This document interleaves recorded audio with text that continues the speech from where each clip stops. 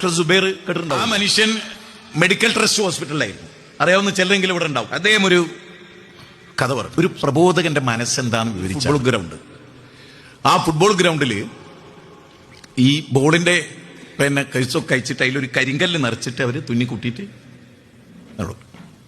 അപ്പൊ അവർക്കൊരു കൂട്ടുകാരനെ ഈ പന്ത് അടിപ്പിച്ചിട്ട് കാല് പൊട്ടിക്കണം. ഇതാണ് ഈ ആളുകളുടെ.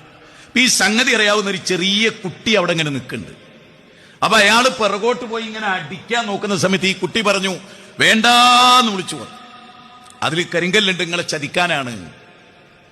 ഈ മനസ്സായിരിക്കണം ഒരു പ്രബോധകന്. അരിതേ ഏതുപോലെ ഞാൻ അതിന് വേറൊരു ഉദാഹരണം പറയാം. ഒരു 10 നില കെട്ടിടത്തിന് മുകളിൽ ഒരു ചെറിയ കുട്ടി തൂങ്ങി നിൽക്കുകയെന്ന് വിചാരിക്കുക. അതിന് മുകളിൽ താഴോട്ട് വീണ് പോയി കുട്ടി കിട്ടിയൊരു കമ്പിയിൽ പിടിച്ചിരിക്കുന്നുണ്ടെങ്കിൽ താഴെയുള്ളവന്റെ മനസ്സെന്തായിരിക്കും? നിങ്ങൾ ചിന്തിക്കും. ജാതിയും മതവും നോക്കാതെ നമ്മുടെ മനസ്സെന്തായിരിക്കും? തൂങ്ങിക്കുന്ന കുട്ടിന്റെ ജാതി നോക്കുവോ? അവന്റെ അച്ഛനമ്മ ഏതാ നോക്കുവോ? ആ കുട്ടീനെ എങ്ങനെ? ഇതുപോലെ ആയിരിക്കണം ഒരു പ്രബോധകന്റെ മനസ്സ്.